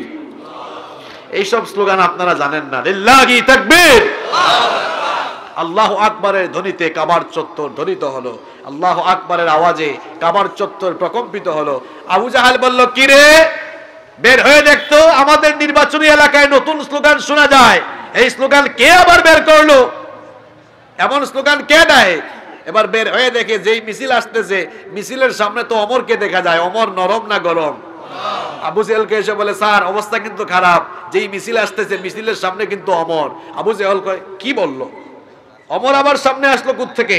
অমর তো আমাদের দলের লোক, আমাদের পার্টির লোক, অমর এখানে কোত্থেকে আসবে? কয়, স্যার বের হয়ে দেখেন। আবু জেহেল বের হয়ে দেখলো, হায় হায়, আমাদের পার্টির লোক অমর তো এবার মিছিলের সামনে। আবু জেহেল বলে, এই থাম, সামনে আগাইস না, কারণ দেখোস না সামনে কে? সামনে কে? সামনে কে? যারা এতদিন মুসলমানদেরকে পিটাইলো, এবারে অমরকে মিছিলের সামনে দেখে থর থর করে কম্পন তাদের করে যায় সৃষ্টি হয়ে গেল, ঠিক কি না? সেই দিন কোন কাফের মুশরিকরা সেই মিছিলের সামনে দাঁড়িয়ে মোকাবেলা করার তাদের কোনো শক্তি সামর্থ্য ছিল? আমার কলিজার টুকরা যুবক আর তরুণ ভাইয়েরা, আজ গোটা দুনিয়ায় ইসলাম অত্যন্ত দুর্বল। গোটা দুনিয়ায় মুসলমানরা মার খেতে খেতে অধপতনের অতল তলদেশে নিপতিত হয়েছে। অধপতিত এই মুসলিম উম্মাহকে অধপতনের অতল তলদেশ থেকে যদি আমরা বের করে, আমরা যদি ইসলাম আর গোটা বিশ্বের মুসলমানদেরকে সুদৃঢ় এবং শক্তিশালী করতে চাই, অমরের ভূমিকায় অবতীর্ণ হয়ে ইসলামের ঝান্ডা হাতে নিয়ে অমরের মতো স্লোগান আপনাদেরকেও তুলতে হবে। আল্লাহর কসম করে বলছি, আমার কলিজার টুকরা যুবক আর তরুণ ভাইয়েরা, যখনই অমরের ভূমিকায় অবতীর্ণ হয়ে অধপতিত মুসলিম উম্মার পক্ষে আপনারা স্লোগান উঠিয়ে, যখনই আপনারা একটি প্ল্যাটফর্মে এসে আবারও আল্লাহু আকবারের স্লোগান দিতে পারবেন, দেখবেন ঠিক সেদিন থেকেই গোটা দুনিয়ার ইসলাম বিরোধী, কোরআন বিরোধীদের কলিজায় আবারও থর থর করে কম্পন শুরু হয়ে যাবে। ইসলাম তো শক্তিশালী হয়েছে যুবকদেরই মাধ্যমে। এখানে তো উপস্থিত বেশিও আছে যুবক। যুবক আর তরুণ ভাইয়েরা, ইসলামের জন্য ত্যাগ কুরবানি সবচেয়ে বেশি আপনারাই দিয়েছেন। মাল সম্পদ যে শুধু দিয়েছে তাই নয়, যখনই রক্ত দেওয়ার দরকার, জীবন দেওয়ার দরকার, চিন্তা ভাবনা না করে, পেছনে না তাকিয়ে অকাতরে নিজের জীবনটাকে আল্লাহর দ্বীনের জন্য, আল্লাহর দ্বীনের রাহে তারা বিলীন করে দিয়েছে। আল্লাহু আকবার। দেখেন মুসলিম শরীফের হাদিস, বদরের যুদ্ধ এটা ইসলামের প্রথম যুদ্ধ না শেষ যুদ্ধ? আপনারা কি জানেন না নাকি? বদরের যুদ্ধ ইসলামের প্রথম যুদ্ধ নাকি শেষ যুদ্ধ? যুদ্ধটা কঠিন ছিল না সহজ ছিল? অনেক কঠিন ছিল। আমি যদি বলি কেন কঠিন ছিল, হয়তো আপনারা অনেকেই বলবেন, হুজুর আমরা তো জানি মুসলমানদের সংখ্যা 313 আর কাফেরদের সংখ্যা 1000, এই জন্য কঠিন ছিল। প্রিয় ভাইয়েরা, এই জন্য কঠিন ছিল না, কঠিন ছিল অন্য কারণে। সংখ্যাধিক্যের কারণেই মানুষ যুদ্ধে বিজয়ী হয় না, বরং পৃথিবীতে এমন বহু প্রমাণ আছে সংখ্যায় কম হওয়ার পরেও ঐক্যবদ্ধ থাকার কারণে সংখ্যাধিক্যকে হারিয়ে দিয়েছে। এমন ইতিহাস আছে না নাই? এমন ইতিহাস বহু আছে। বদরের যুদ্ধ কঠিন ছিল অন্য আরেকটি কারণে। কারণটি হচ্ছে, বদরের ময়দানে এমন একটি সিচুয়েশন ছিল, যারা এই পরস্পর মুখোমুখি, তারা কারা? দেখা গেল বাবা ইসলাম কবুল করেছে, কিন্তু ছেলে এখনো ইসলাম কবুল করে নাই। ছেলে ইসলাম কবুল করেছে কিন্তু বাবা ইসলাম কবুল করে নাই, কিংবা চাচা ইসলাম কবুল করেছে, ভাতিজা ইসলাম কবুল করে নাই, অথবা ভাতিজা ইসলাম কবুল করেছে, চাচা ইসলাম কবুল করে নাই। তাহলে অবস্থাটা কি? চাচা ভাতিজা মুখামুখি, বাপ বেটা মুখামুখি। এটা কি খুব সহজ কথা নাকি? হ্যাঁ, বাপের বিরুদ্ধে ছেলে, ছেলের বিরুদ্ধে বাপ, চাচার বিরুদ্ধে ভাতিজা, ভাতিজার বিরুদ্ধে চাচা। খুব কঠিন অবস্থা। রাসূল করিম সাল্লাল্লাহু আলাইহি ওয়াসাল্লাম বদরের ময়দানে সাহাবীদেরকে নিয়ে উপস্থিত হওয়ার পর পেরেশান হয়ে গেলেন, চিন্তায় পড়ে গেলেন, আহারে আজ যদি আমার সাহাবীদের অন্তরের ভেতরে শাহাদাতের চেতনা, ইসলামের চেতনা কাজ না করে আত্মীয়তার চেতনায় টান মারে, তাহলে যুদ্ধের এই ময়দানে পরাজয় ঘটার সম্ভাবনা আছে না নাই? আল্লাহর নবী তখন পেরেশান হয়ে গেলেন, চিন্তায় পড়ে গেলেন। একজন সাহাবী, তার নাম মিকদাদ বিন আমর রাদিয়াল্লাহু আনহু। আল্লাহর নবীর এই অবস্থা বুঝতে পারলেন, মুসলিম শরীফে হাদিস এসেছে, ফাকামাল মিকদাদ বিন আমর রাদিয়াল্লাহু আনহু, তিনি দাঁড়িয়ে গেলেন, দাঁড়িয়ে বললেন, ওগো আল্লাহর নবী, ফ্রাস্ট্রেট হবেন না, হতাশ হবেন না, আপনি বিচলিত হবেন না। ইমদি লিমা আরাকাল্লাহ ফানাহনু মাআক, আল্লাহ তাআলা যেদিকে আপনাকে আদেশ করেছেন সেদিকেই আমাদেরকে নিয়ে চলুন, আমরা আপনার সাথে আছি। ওয়াল্লাহি, আল্লাহর কসম করে বলছি, লা নাকুলু লাকা কামা ক্বালাত বানু ইসরাঈল লিমূসা, বনি ইসরাইলের লোকেরা তাদের নবী মুসা আলাইহিস সালামের সাথে যুদ্ধে গিয়ে তাদের নবীর সাথে তারা যে আচরণ করেছিল, আল্লাহর কসম আমরা আপনার সাথে সেই আচরণ করব না। বনি ইসরাইলের লোকেরা এত দুষ্ট ছিল, এরা তারা তাদের নবীর সাথে জিহাদে গিয়ে যুদ্ধের ময়দানে গিয়ে তারা বলল, ইযহাব আনতা ওয়া রাব্বুকা ফাকাতিলা ইন্না হাহুনা কাঈদুন, মুসা তোমার সাথে আমরা যুদ্ধের ময়দানে এসেছি ঠিক, যুদ্ধ করার জন্য আসি নাই, তুমি আর তোমার আল্লাহ গিয়ে যুদ্ধ করো, আমরা এখানে দাঁড়ায় দাঁড়াই দেখি।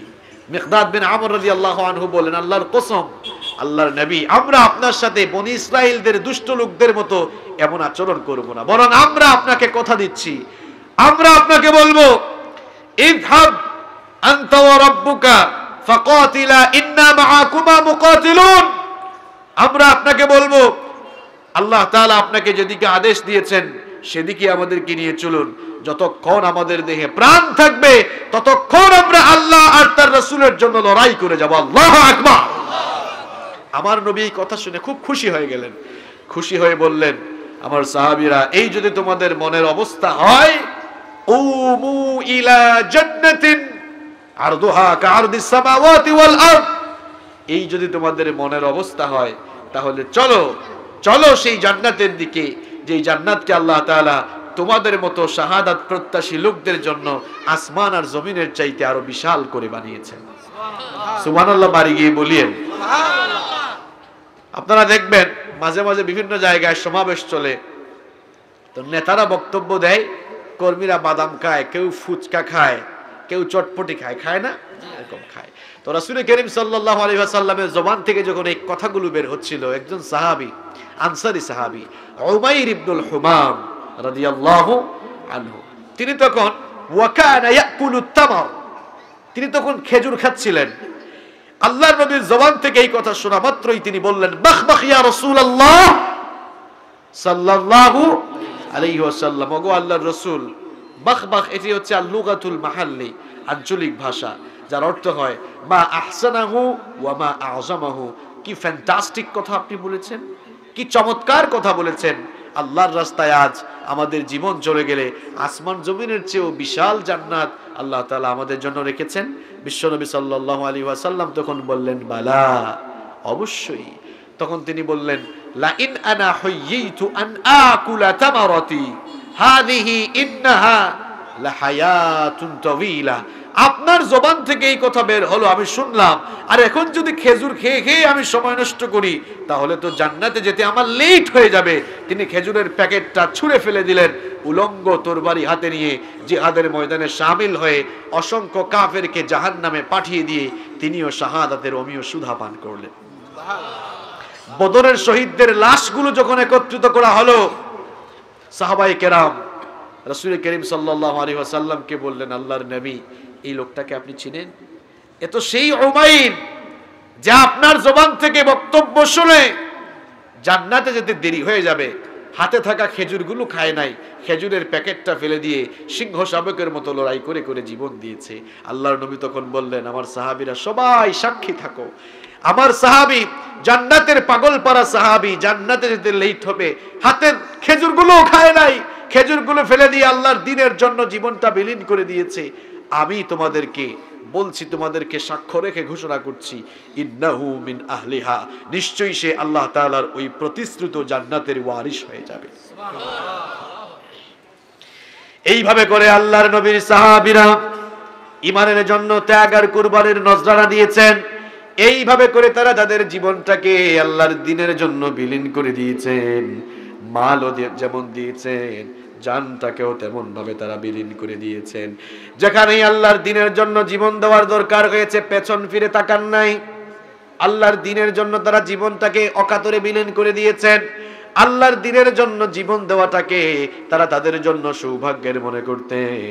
আল্লাহর দ্বীনের জন্য জীবনটাকে বিলীন করে দেওয়া তাদের জন্য নসিবের মনে করতেন, সৌভাগ্যের মনে করতেন।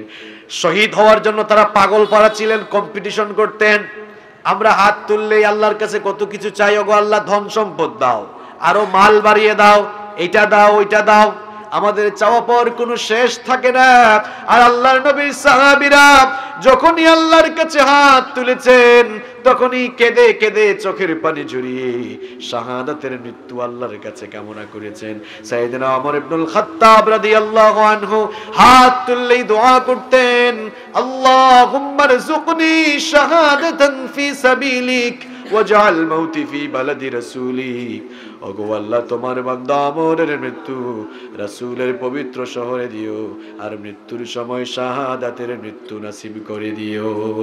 আল্লাহু আকবার। শাহাদাতের মৃত্যু এটা তো বড় সৌভাগ্যজনক মৃত্যু। শাহাদাতের মৃত্যু, শাহাদাতের মউত নসিব হওয়া এটা বড় সৌভাগ্যের ব্যাপার।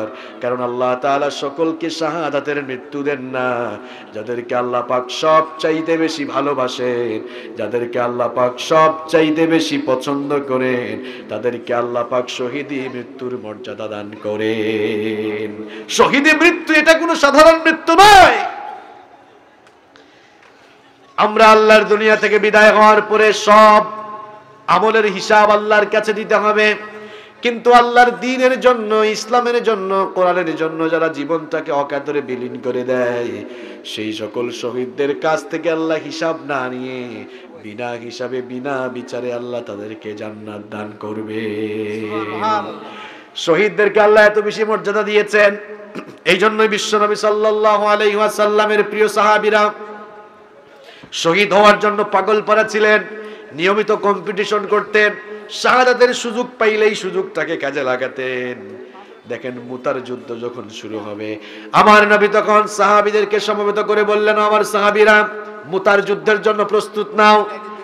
এই যুদ্ধের জন্য রোমানদের বিরুদ্ধে আমরা লড়বো। এই যুদ্ধের জন্য 3 জন সেনাপতির নাম আমি ঘোষণা করছি। আমার ভাইয়েরা, যুদ্ধে তো সেনাপতি লাগে একজন, কিন্তু বিশ্বনবী নাম ঘোষণা করলেন কয়জনের? আরো জোরে বলেন, কয়জনের? 3 জনের নাম ঘোষণা করলেন। সাহাবারা অবাক, কি ব্যাপার? অন্যান্য যুদ্ধে তো একজনের নাম ঘোষণা করা হয়, এখানে 3 জনের নাম আসলো কেন? আল্লাহ নবী বললেন, মুতার যুদ্ধে প্রথম পর্যায়ে সেনাপতির দায়িত্ব পালন করবে আমার পালক পুত্র যায়েদ বিন হারেসা। কোথায়? তুমি দাঁড়াও। যায়েদ বিন হারেসা দাঁড়ালেন। এরপরে বললেন, মুতার যুদ্ধে দ্বিতীয় পর্যায়ে সেনাপতির দায়িত্ব গ্রহণ করবে আমার চাচাতো ভাই জাফর বিন আবু তালেব। মুতার যুদ্ধে তৃতীয় পর্যায়ে সেনাপতির দায়িত্ব পালন করবে আমার সাহাবী আব্দুল্লাহ বিন রাওয়াহা। 3 জন দাঁড়ালেন। বিশ্বনবী বললেন, তোমরা 3 জন মুতার যুদ্ধে সেনাপতির দায়িত্ব, কমান্ডারের দায়িত্ব পালন করবা। যেহেতু যুদ্ধের ময়দানে কমান্ডারের দায়িত্ব পালন করবা, ঘরে ফিরে যাও। বাড়িতে গিয়ে তোমাদের পরিবার পরিজনের কাছ থেকে বিদায় নিয়ে নাও। যায়েদ বিন হারেসা, তিনি তো বিশ্বনবীর পালক পুত্র ছিলেন, সেই ঘরেই ছিলেন, অনুমতির আর প্রয়োজন পড়ল না। বিশ্বনবীর চাচাতো ভাই জাফর বিন আবু তালেব, তিনি আবার তার স্ত্রীর কাছে গিয়ে, বাড়িতে গিয়ে বললেন, প্রিয়তমা স্ত্রী আমার, আল্লাহর নবী আমাকে মুতার যুদ্ধের জন্য কমান্ডার নিযুক্ত করেছেন, তোমার কাছে এসেছি বিদায় নেওয়ার জন্য। যুদ্ধের ময়দানে যাচ্ছি, জানি না আর ফিরে আসবো কিনা, আর ফিরে আসার সম্ভাবনাও কম, যেহেতু আমার আগে একজনের নাম, পরেও আরেকজনের নাম। সুতরাং আমি এসেছি চিরদিনের জন্য বিদায় নিতে। আমি তোমার অনেক হক আদায় করতে পারি নাই, আল্লাহর ওয়াস্তে আমাকে মাফ করে দিও। আমার কলিজার টুকরা সন্তানগুলোকে দেখে রাখিও, আর তাদেরকেও দ্বীনের পথে পরিচালিত করিও, আমার আদর্শে তাদেরকে লালন পালন করিও। এই কথা শুনে তার স্ত্রী সঙ্গে সঙ্গে বললেন, প্রিয়তম স্বামী আমার, আল্লাহর নবী আপনাকে মুতার যুদ্ধের জন্য কমান্ডার নিযুক্ত করেছেন। এটা তো অনেক বড় সৌভাগ্যের ব্যাপার, এটা তো অনেক বড় সম্মানের ব্যাপার। হাত তুলে দোয়া করলেন, ওগো আল্লাহ, আমার স্বামী জাফরকে যুদ্ধের ময়দানে তুমি নিয়ে যাচ্ছ, আবার নিরাপদে গাজী বানিয়ে তুমি আমার কাছে ফিরিয়ে দিও। কথাটা শোনা মাত্রই জাফর বিন আবু তালেব রাদিয়াল্লাহু আনহু তরবারি কুশমুক্ত করলেন। তরবারি বের করে তরবারির উল্টা পৃষ্ঠ দিয়ে মৃদু আঘাত করে বললেন, প্রিয়তমা স্ত্রী আমার, উল্টা দোয়া তুমি করো না, কারণ তোমার উল্টা দোয়া আল্লাহর কাছে কবুল হবে না। একটু আগেই তো বললাম আমি মাঝখানে, আমার আগে একজনের নাম পরে আর একজনের নাম, সুতরাং নির্ঘাত আমি শহীদ হয়ে যাব, জীবনে আর কোনোদিন তোমাদের সামনে আসবো না, জান্নাতে হয়তো আমাদের দেখা হবে, উল্টা দোয়া করো না, উল্টা দোয়া কবুল হবে না। তিনি বিদায় নিয়ে তাদের কাছ থেকে চলে গেলেন। বাড়ি থেকে তিনি যখন চলে যাচ্ছিলেন, তার স্ত্রী আর তার সন্তানরা কাটা কবুতরের মতো ছটফট করে কান্নাকাটি করেছে। কিন্তু আল্লাহর জান্নাতের পাগল, আল্লাহ রাসূলের সাহাবী জাফর বিন আবু তালেব, জান্নাতের পাগল পারা সাহাবী, পেছন ফিরে একটি বারের জন্য তাকান নাই। আল্লাহু আকবার। আব্দুল্লাহ বিন রাওয়াহা নতুন বিয়ে করার পরেই তিনি মিটিং এ এসেছিলেন। মিটিং এ তাকেও কমান্ডার বানানো হলো। আল্লাহর নবীর অর্ডার পেয়ে তিনি নববধূ তার নতুন বউয়ের কাছে গেলেন। নতুন বউয়ের কাছে গিয়ে দরজার বাহির থেকে তিনি দরজার মধ্যে নক করলেন। ভেতরে তিনি তার স্ত্রীর কোরআন তেলাওয়াতের আওয়াজ শুনলেন।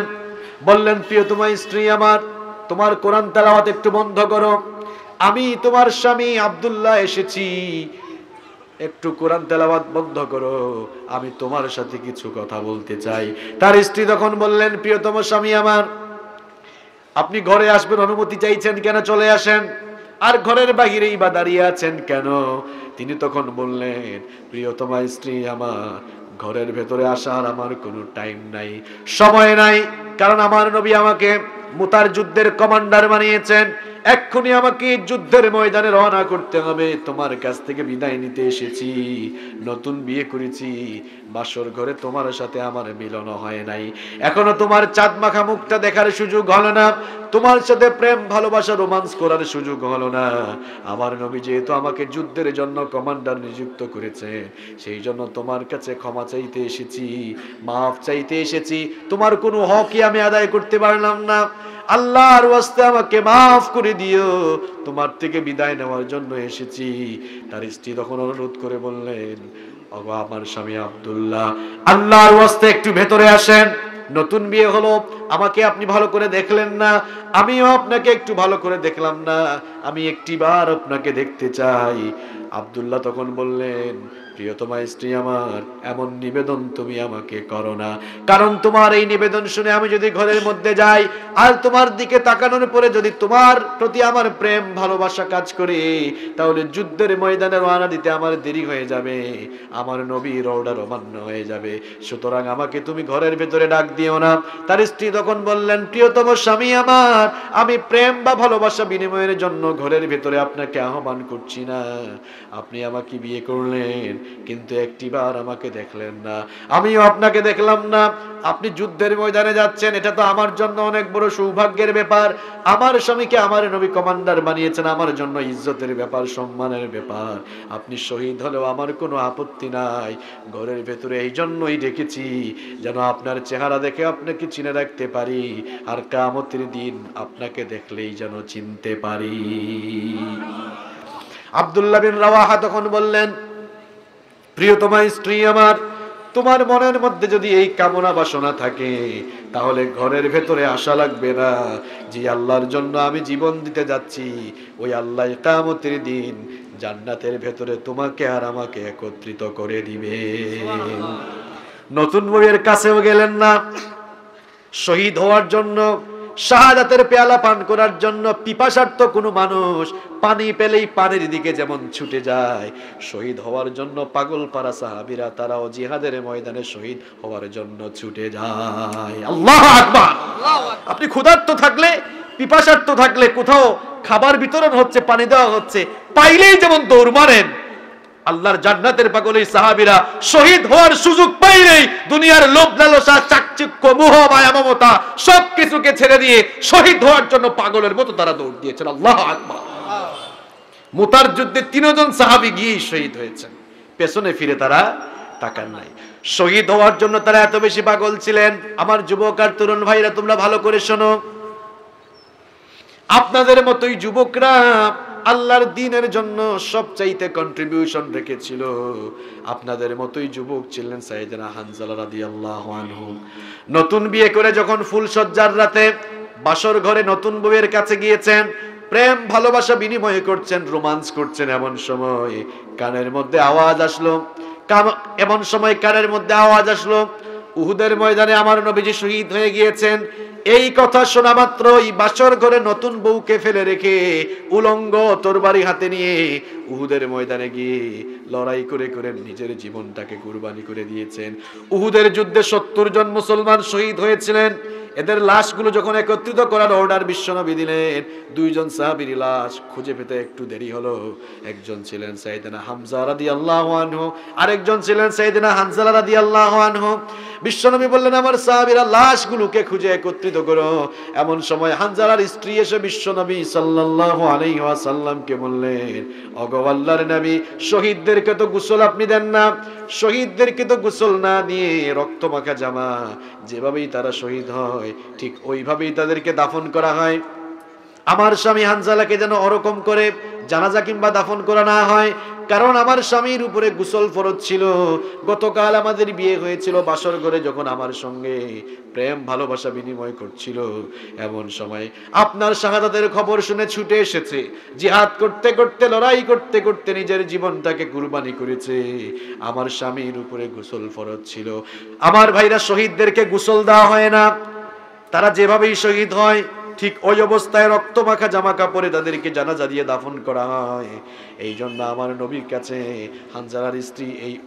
হানজালার স্ত্রী আবেদন করলেন যেন তার স্বামীকে গোসল দেওয়া হয়। বিশ্বনবী সাল্লাল্লাহু আলাইহি ওয়াসাল্লাম সাহাবীদেরকে বললেন, আমার সাহাবীরা, এক্ষুনি হানজালার লাশটাকে আলাদা করো আর হানজালার লাশের গোসলের ব্যবস্থা করো। এমন সময় সাইয়েদনা জিবরিল এসে বললেন, ওগো আল্লাহর নবী, হানজালার গোসলের জন্য আপনাকে পেরেশান হওয়া লাগবে না, হানজালার গোসলের জন্য আপনার এত পেরেশান হওয়া লাগবে না, কারণ আপনার সাহাবী হানজালার শাহাদাতে আমার আল্লাহ এত খুশি হয়েছেন, এত খুশি হয়েছেন। হানজালার গোসল দেওয়ার জন্য দুনিয়ার সাধারণ পানি আর সাধারণ মানুষ নয়, বরং হানজালার গোসল দেওয়ার জন্য জান্নাতের পবিত্র পানি আর নূরের তৈরি রহমতের ফেরেশতা দিয়ে আল্লাহ হানজালার গোসলের ব্যবস্থা করেছে। আমার ভাইরা, আল্লাহর দ্বীনের জন্য, কোরআনের জন্য, ইসলামের জন্য যারা জীবন দেয়, এদের মর্যাদা এভাবেই বাড়িয়ে দিয়েছেন কে? শহীদদের মর্যাদা আল্লাহ তাআলা এত বেশি বাড়িয়ে দিয়েছেন, কিয়ামতের দিন আল্লাহ তাআলা সকল মানুষদের কাছ থেকে হিসাব চাইবেন, বিচার চাইবেন। বিচার না করে, হিসাব না করে কোন মানুষকে আল্লাহ রেহাই দিবেন না, নিস্তার দিবেন না। কিন্তু যারা শহীদ, যারা আল্লাহর দ্বীনের জন্য জীবনটাকে বিলীন করে দিয়েছে, কুরবানি করে দিয়েছে, সেই সকল শহীদদেরকে আল্লাহ তাআলা তাদের কাছ থেকে হিসাব না নিয়ে বিনা বিচারে, বিনা হিসাবে আল্লাহ তাদেরকে জান্নাত দান করবেন। শাহাদাতের মৃত্যু এটা বড় সৌভাগ্যের মৃত্যু। শহীদ হওয়া এটা সবার নসিবে হয় না। শাহাদাত এটা বড় সৌভাগ্যের ব্যাপার। শাহাদাত অনেকে চেয়েও পায় না, শাহাদাত অনেকে চেয়েও পায় না। শাহাদাতের মৃত্যু এটা সবচাইতে মর্যাদার মৃত্যু। শাহাদাতের মৃত্যু হলো সবচাইতে শ্রেষ্ঠ মৃত্যু। এই জন্য আমার নবীর সাহাবীরা শহীদ হওয়ার জন্য ব্যাকুল ছিলেন, শহীদ হওয়ার জন্য পাগল ছিলেন। এই জন্য আমার ভাইরা, শাহাদাতের তামান্না আপনারাও দিলের মধ্যে রাখবেন। শাহাদাতের তামান্না যদি দিলের মধ্যে থাকে, বিশ্বনবী সাল্লাল্লাহু আলাইহি ওয়াসাল্লাম বলেছেন, মান সাআলাল্লাহু শাহাদাতি বিসিদকিন বাল্লাগাহুল্লাহু মানাজিলাশ শুহাদাই ওয়া ইম্মা তাআলা ফিরাশি। বিশ্বনবী সাল্লাল্লাহু আলাইহি ওয়াসাল্লাম বলেছেন, কারো দিলের মধ্যে যদি শাহাদাতের চেতনা থাকে, দিলের মধ্যে যদি শাহাদাতের আকাঙ্ক্ষা থাকে, তামান্না থাকে, আর লোকটা যদি শহীদ না হয়ে বিছানায় পড়েও মারা যায়, অন্তরের মধ্যে শাহাদাতের তামান্না থাকার কারণে আল্লাহ পাক তাকে শহীদি মৃত্যুর মর্যাদা দান করে দিবে। মরতেই হবে যখন শহীদি মরণ দিও আমাকে, শাহাদাত জানি শুধুই জীবন, সে মরণ দিও আমাকে। মরতেই হবে যখন শহীদি মরণ দিও আমাকে, আমাকে শহীদ করে সেই মিছিলে শামিল করে নিও, যেই মিছিলের নেতা আমির হামজা, খুবাইবে খাব্বাব আল্লাহর ছিল যারা অতি প্রিয় শহীদ করে নিও সৈয়দ কুতুব হাসান আল বান্না সেই মিছিলে হরগণ্য বেরেলো ভীতি তুমির মালিক হামিদ সেই মিছিলের সাথী অনন্য মরণ তো একদিন আসবেই জানি মিনতি তোমার কাছে চিরজীবনের সেই মরণ আমায় দিও শহীদ করে নিও আমাকে শহীদ করে সেই মিছিলে শামিল করে নিও যেই মিছিলের নেতা আমির হামজা খুবাইবে খাব্বাব আল্লাহর ছিল যারা অতি প্রিয় শহীদ করে নিও বলেন আমিন। আমার ভাইরা সময় আসতে পারে আল্লাহর নবীর সাহাবীদের মতো আল্লাহর জমিনে আল্লাহর দ্বীনের রাজ কায়েম করার জন্য আমাদেরও রক্ত দেওয়া লাগতে পারে, এমনকি নিজের জীবনটাকে আল্লাহর দ্বীনের জন্য বিলীন করে দেওয়া লাগতে পারে। যদি সেই সুযোগ আসে তাহলে সেই সুযোগকে কাজে লাগিয়ে আল্লাহর দ্বীনের জন্য রক্ত দেওয়ার দরকার হলে, এমনকি জীবন দেওয়ার দরকার হলে আল্লাহর নবীর সাহাবীদের মতো পেছন ফিরে না তাকিয়ে শহীদ হওয়ার জন্য পাগল পারা মনোভাব নিয়ে কারা কারা কোরআনের জন্য রক্ত আর জীবন দিতে প্রস্তুত দুহাত তুলে আল্লাহকে দেখান। মাশাআল্লাহ।